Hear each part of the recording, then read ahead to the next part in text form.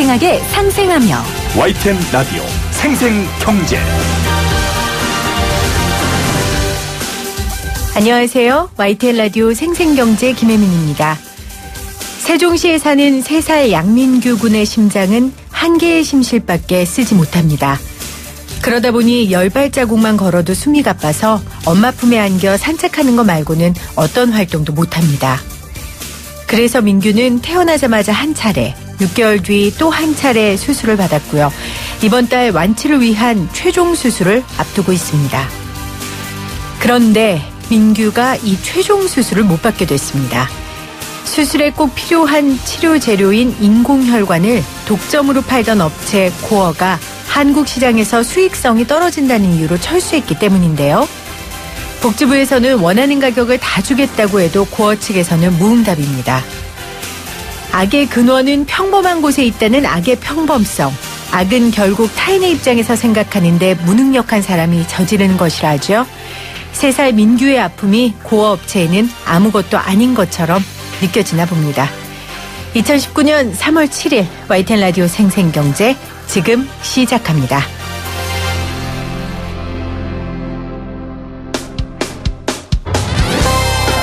쉬운 경제, 살아있는 경제, 우리 집 경제 이야기 YTN 라디오 생생경제.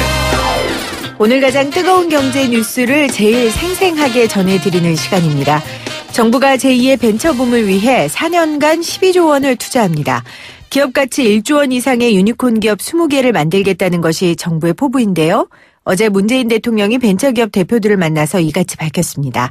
어떤 이야기들이 오고 갔는지, 제2의 벤처붐이 정말 가능한지 어제 모임을 주관했던 벤처기업협회 혁신벤처정책연구소 이정민 부소장과 말씀 나눠보겠습니다. 부소장님 안녕하세요. 네, 안녕하세요. 반갑습니다.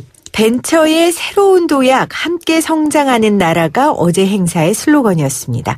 문재인 대통령과 벤처 관련 기업인들이 만나서 간담회를 가지셨다고 들었는데 어떤 분들이 모이셨습니까? 예, 어제는 벤처기업 대표 80여 명 정도가 참석을 했었고요.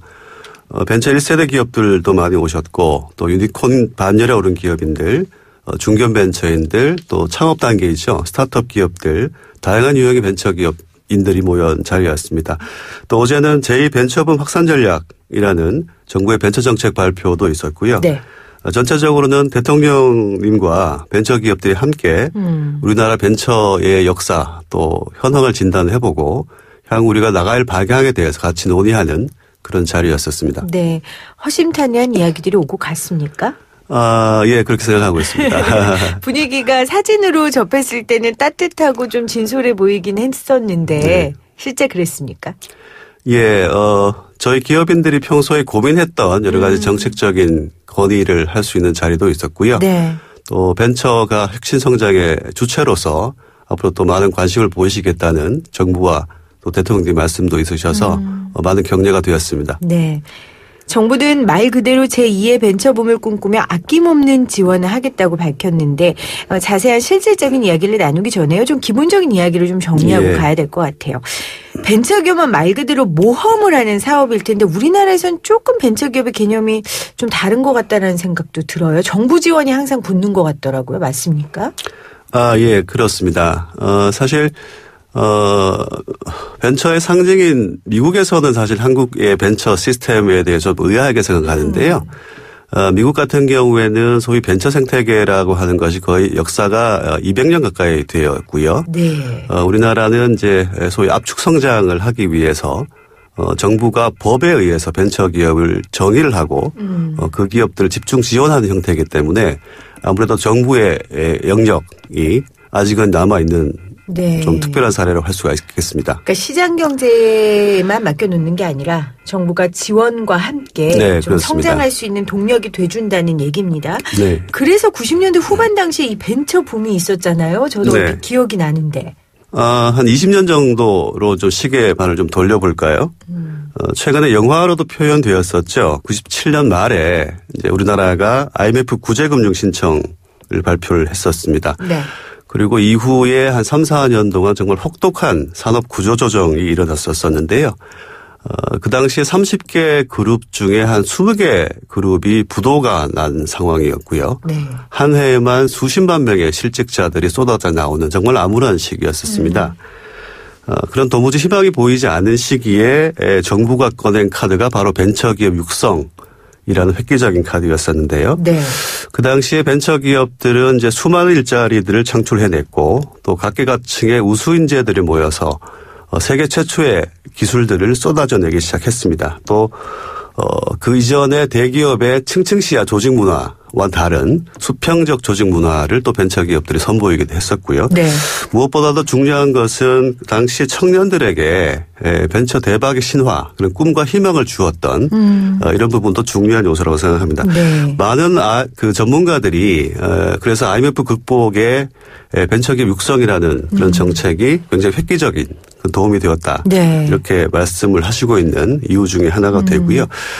최근에 기사를 보니까 15년째 남편감 선호도 1위가 공무원이더라고요. 네. 예, 그런데 당시에 남편감 선호도 1위는 벤처기업인이었었습니다. 아, 그것만으로도 얼마나 벤처 기업이 이 암울한 경제 상황에 있어서 출구가 돼줬는지 알 것 같습니다. 네, 예. 어려웠던 그 97년도 IMF 시절에 새로운 조직 문화 또 여러 가지 성장 가능한 사업 아이템들을 가지고 벤처 기업이 성장해 왔습니다. 그런데 그 이후에 좀 벤처 버블 논란이 있으면서 좀 벤처 산업들이 어려웠던 걸로 생각이 되는데요. 네, 그렇습니다. 2000년대 초반에 들어서면서 이제 세계적인 그 닷컴 버블이 꺼지는 현상들이 일어나기 시작했었습니다. 이것은 인터넷 기반의 3차 산업혁명의 일종의 과도기다. 저는 그렇게 표현하고 싶은데요. 과도기인 이유는 그 버블 논쟁 이후에 실은 미국의 인터넷 기반의 기업들은 더 가파른 성장세를 하게 됩니다. 네. 여기서 중요한 것이 이제 닷컴 버블 논쟁 이후의 상황 인식에 대한 문제인데요. 벤처기업은 아시다시피 기본적으로 불확실성에 대한 도전과 모험을 하는 기업이고요. 그렇죠. 또 여지껏 없었던 기술과 서비스를 개발해내는 기업이기 때문에 어찌 보면 실패라는 것은 당연한 과정의 자산이죠. 그래서 이제 10개 기업이 창업을 하면 네. 그중에 1개 기업 벤처기업만 성공을 해도 사회적 편익이 생긴다. 보통 이렇게 얘기들을 하던데요. 그러나 불행하게도 당시에 우리나라 정부와 사회는 이러한 실패를 인정해 주질 않았습니다.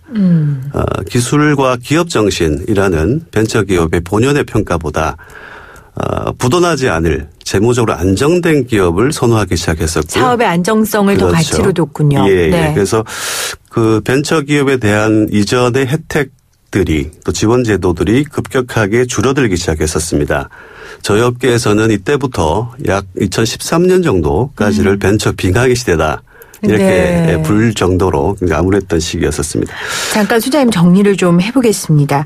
그러니까 벤처기업의 실패는 사실 당연한 결과고 10개 중에 1개 정도만 성장해도 그렇습니다. 살아남아도 사회적으로는 이익이다라는 네. 개념에서 출발해야 되는데 경제적으로 많이 어려워지고 국제 경기가 어려워지다 보니까 이 사업 안정성에 대한 가치가 높아졌군요. 그렇죠. 그러다 보니까 벤처기업들이 본연의 정신을 잊어버리게 되고 기술이나 이 기업 정신 보다는 수익성에 집중하게 되니 벤처기업들이 살아남기 어려워졌고요. 이제 이런 배경들을 좀 설명해 주셨습니다.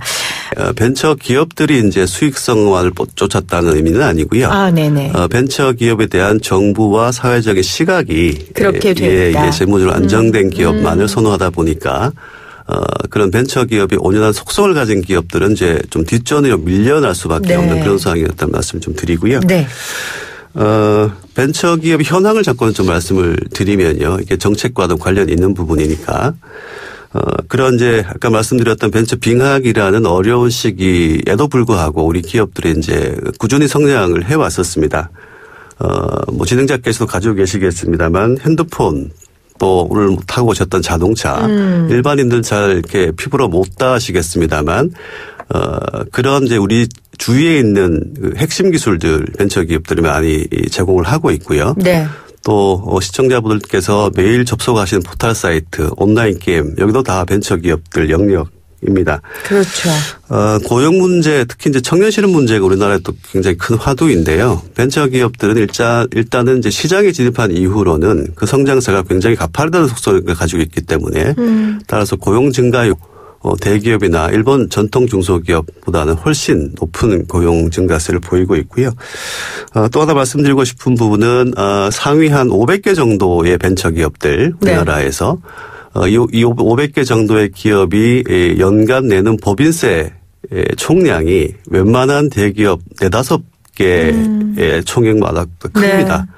그렇게 기술적인 분야 또 고용의 부분에 대한 부분 또 재정에 대한 기여도 알게 모르게 벤처 기업들이 많이 성장을 해서 우리 사회의 좀 경제 축의 한 주춧돌로 자리매고 있다는 현황 말씀을 좀 드리겠습니다. 네, 그러니까 기술 고용 또 재정의 기여도에 있어서 벤처기업들이 아주 큰 역할을 하고 있다 말씀을 해주셨고 그 중요성을 알기 때문에 정부에서 이제 제2의 벤처붐을 위해 여러 가지 지원책을 하겠다는 겁니다. 그렇습니다. 자, 그 질문의 답을 지금 해주시죠. 예전에 1세대 벤처기업에게 정부가 했었던 지원책과 지금 이제 2차 벤처 붐을 위해 정부가 하겠다는 지원책의 차별화된 게 있습니까? 차별화라기보다는 당시 아까 말씀드렸던 이제 우리나라 벤처 초기 IMF 시절 아까 잠깐 말씀드렸습니다만 그때는 그 벤처 정책이 그야말로 굉장히 획기적이고 과감한 정책들이었었습니다. 이제 그 이후에 그런 정책들이 이제 점점 이게 없어지기 시작을 했었었는데요. 아까 말씀드린 환경적인 요인 때문에 그런 제2의 벤처붐이라 하는 것은 전 개인적으로 당시에 그런 과감한 정책들을 다시 한번 재현을 해서 1차 벤처붐에 이어서 20년 만에 근 20년 만에 2차 벤처붐을 좀 일으켜 보겠노라라는 맥락으로 이해를 하고 있고요. 많은 영역들이 그 당시에 벤처 육성에 도움이 되었던 제도들이 최근에 되살아나고 있고요. 또 20년이 지나다 보니까 우리 사업 환경도 굉장히 많이 변하지 않았겠습니까? 그런 이제 뭐랄까요 조금 커스터마이즈된 이런 정책들도 이번에 많이 좀 선보이는 것 같습니다. 획기적이고 과감한 정책의 부활이다라고 한마디로 말씀을 해 주셨는데 벤처기업협회에서는 그동안 벤처기업협회 차원에서 제시해온 추진과제 중 12개가 반영됐다고 굉장히 반기셨어요. 정책들이 굉장히 많던데 사실 일반 청취자분들은 들으셔도 잘 모를 것 같고 현장에서 가장 반기든 정책이 있다면 뭐가 있습니까? 지금 말씀처럼 이번에 이제 굉장히 다양한 영역의 벤처 정책들이 나왔는데요. 저희는 흔히 벤처 생태계라고 얘기를 합니다. 건강하고 좋은 씨앗들이 좀 뿌려져야 하고요. 그렇죠. 생태계의 특성이 뭐 깨끗한 공기, 물 이런 환경들이 제대로 갖추어져야 자생적으로 돌아가는 이제 에코시스템이 완성이 되는 부분들인데요. 그런 정책 영역들에 대해서 이번에 골고루 좀 많이 포함이 된 것 같습니다. 제일 좀 주목할 부분들은 뭐 저희 벤처 업계에서 가장 배고픈 부분들인데요. 우수 인력 유치와 관련되는 이런 정책 영역들에 좀 주목을 하고 있습니다. 안 그래도 그 현장에 계신 분들이 이 인력에 대한 어려움들을 많이 대통령에게 호소하셨다고 하더라고요. 구체적으로 이 인력에 대한 어떤 정책이 있었습니까? 몇 가지 정책들은 눈에 띄는데요. 그 전에 좀 막연할 수가 있어서 벤처기업들은 이제 세상에 없는 기술들을 개발하기 때문에 기존에 이제 노동 집약적인 산업과는 거리가 좀 있습니다. 그러다 보니까 우수 인재 확보라는 부분이 경영에서 가장 제일 중요한 요소로 좀 작동을 하는 부분들이고요. 그런데 상대적으로 여러 가지 연봉이나 현실적으로 복리 시스템이 대기업보다 떨어지는 벤처기업에 사실 여기서 벤처기업에 근무하고자 온다는 건 좀 이상하지 않겠습니까? 그렇다면 이런 이제 상대적으로 아직은 부족한 조건들을 상쇄시킬 수 있는 것이 이제 스톡옵션이라는 제도인데요. 아시는 분은 아시겠습니다만 비교적 조건은 떨어지지만 그 회사의 성장 가능성, 그러니까 비전을 보고 함께 같이 성장을 하고 그 성장의 과실을 공유하자는 이런 차원의 이제 제도입니다. 그래서 다시 이제 1차 벤처붐 때의 기억을 좀 말씀을 드리면 그 스톡 옵션에 의해서 창업자들뿐만이 아니라 일반 직원들도 굉장히 많은 소위 벤처 대박을 터뜨린 분들이 많았습니다. 함께 성장하는 그렇죠. 거죠. 네. 예. 그래서 이번에도 그 벤처 쪽에 우수인재를 좀 끌어들이기 위한 그 스톡옵션 제도를 조금 또 세제 강화를 하는, 세제 네. 지원 강화를 하는 비과세 혜택을 좀 확대시키는 거죠. 그렇습니다. 네. 이런 제도들이 좀 눈에 띕니다. 그러니까 우수 인력을 확보하는 게 벤처기업에 있어서 굉장히 관건인데 이제 대기업 같은 인건비나 복지가 없으니 그것을 좀 보장해 줄 수 있는 스톡옵션에 대한 좀 비과세 혜택을 정부에서 확대해 줬다. 그렇습니다. 이런 말씀을 좀 해 주셨습니다. 또 뭐 2020년까지 작은 벤처기업의 규모를 성장시키기 위한 스케일업 펀드를 12조 원 규모로 조성한다. 네. 이렇게 나왔습니다. 이 정책은 어떻게 평가하십니까? 스케일업 정책 좀 생소하실 수도 있는데요. 네. 벤처 쪽에 이제 창업 부분이 있고요. 그 창업과 관련되는 기업들이 성장을 해 나가면서 이제 궁극적으로 유니콘 기업까지 지향하는 그런 이제 성장 단계들이 좀 있는데요. 네. 스케일업 쪽에 정부가 좀 더 관심을 가지는 이유 중에 하나가 바로 일자리 창출 문제입니다. 아까 말씀드린 대로 벤처 기업이 이제 시행착오를 거쳐서 네. 시장에 진입을 하게 되면 그 이후의 성장 속도는 굉장히 가팔라집니다. 이런 부분들은 뭐 여러 연구 과제를 통해서 이제 프루브가 된 부분들이고요. 창업 시기에 많은 씨앗을 뿌리는 것도 벤처 정책의 아주 중요한 요소이겠습니다만 그 기업들을 조금 더 성장을 시켜서 유니콘 기업을 가는 그 길목들을 좀 더 닦아주는 길을 만들겠다. 이런 부분이 스케일 정책이라고 이해해 주시면 좋겠고요. 네. 그 정책들을 통해서 좀 더 많은 중견 벤처들 또 어디 요즘 흔히 회자되는 유니콘 기업들을 좀 많이 만들어내겠다. 이런 정책이라고 생각을 합니다. 한 가지 덧붙이자면 미국 같은 경우에는 전체 미국 기업의 약 4%의 벤처 기업이 네. 미국 전체 일자리 60% 정도를 그렇습니까? 감당한다. 이런 통계가 있고요. 영국 같은 경우에는 6%의 벤처 기업이 한 50% 이상의 일자리를 창출하고 있다. 뭐 이런 통계가 있듯이 잘 자란 벤처 기업들은 일자리뿐만이 아니고 아까 말씀드렸던 여러 가지 사회 편익을 네. 제공하는 그런 정책적인 기대감이 있다고 생각을 합니다. 네. 지금 부소장님께서 말씀하신 유니콘 기업은 이제 기업 가치가 10억 달러, 그러니까 우리나라 돈으로 약 1조 원을 돌파한 기업을 말씀하고 계십니다. 그렇죠. 아까 전에 그 우수 인력을 위한 여러 가지 정책들은 말 그대로 좋은 씨앗을 뿌릴 수 있는데 도와주는 정책이고 지금 말씀하신 스케일업 펀드 같은 경우에는 잘 성장할 수 있는 물을 주는 그런 도움을 주는 정책인 것 같습니다. 네. 근데 이번 정책 뭐 돈도 많이 투자하고 하는 것 같은데 사실 현장에 계신 분들은 이 규제 문제가 절실하다고 해요. 그래서 대통령에게도 규제 문제에 대한 이야기를 규제를 좀 풀어달라라는 이야기를 했다고 하셨던데 규제를 해제한다는 그런 대안들이 나왔습니까? 예, 최근에 규제 샌드박스라는 제도가 네. 저희가 비교적 오랜 기간 동안에 이제 이 제도의 도입을 건의해 왔었는데요. 이게 이제 입법화가 되어서 이제 드디어 시작이 됐습니다. 간단하게 설명드리면 기존의 법령 체제를 적용하지 않고 네. 일단 창업을 해봐라. 샌드박스가 이제 모래박스인데요. 아이들이 이제 모래박스에서 장난을 치고 놀듯이 일단 창업 단계에서는 해봐라. 마음껏 그리고 해봐라. 그렇죠. 네. 그리고 이게 이제 성장을 하면서 사회적인 경제적인 의미를 가질 때는 거기에 규제를 가할 건지 말 건지를 그때 판단하겠다. 네. 이런 이제 규제에 대한 일종의 유예 제도인데요. 이게 도입이 되어서 저희 업계에서는 이제 그 기대감을 가지고 있고요. 이번에도 그 규제 샌드박스를 구체적으로 몇 개 이상을 좀 적용을 하겠다. 이런 정책들도 포함되어 있어서 기대감이 있습니다. 한 가지 말씀드릴 부분들은 벤처기업 새로운 가치를 창출하는 기업이기 때문에 네.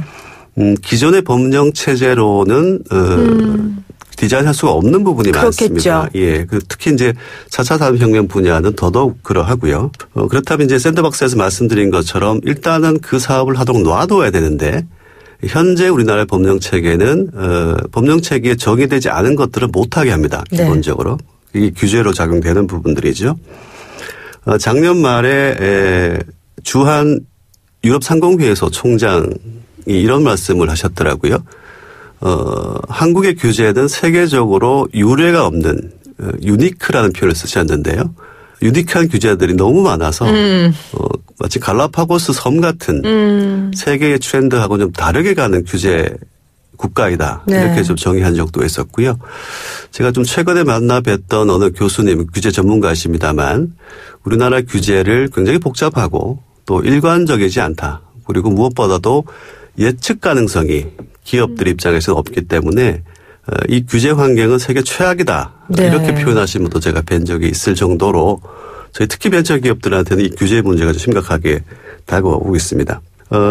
여기에는 많은 이유들이 있겠습니다만은 이것은 제 생각에는 이제 전적으로 정부의 탓이나 공으로 돌릴 문제는 아닌 것 같고요. 우리 사회, 시민사회 전체가 이 혁신에 대한 그 4차 산업혁명과 관련된 혁신에 대한 문제와 전통적인 규제와의 충돌 지점, 아마 제 생각에는 앞으로 많은 영역에서 이 충돌 지점이 생길 것 같습니다. 네. 저희가 이미 혁명기에 접어들었기 때문이죠. 이것을 같이 좀 고민해서 좀 미래지향적인 그런 결론으로 빨리 좀 이렇게 다다를 수 있도록 네. 그런 갈등을 조정하는 역할들을 우리 시민사회가 직접 좀 고민해야 될 시기라고 판단이 됩니다. 네. 벤처의 새로운 도약, 함께 성장하는 나라라는 슬로건으로 어제 문재인 대통령이 벤처기업 대표들을 만났고요. 관련 정책들, 지원책들을 발표했습니다. 어제 모임을 함께 했던 벤처기업협회 혁신벤처정책연구소 이정민 부소장과 관련 이야기 나눴습니다. 부소장님 고맙습니다. 네, 감사합니다.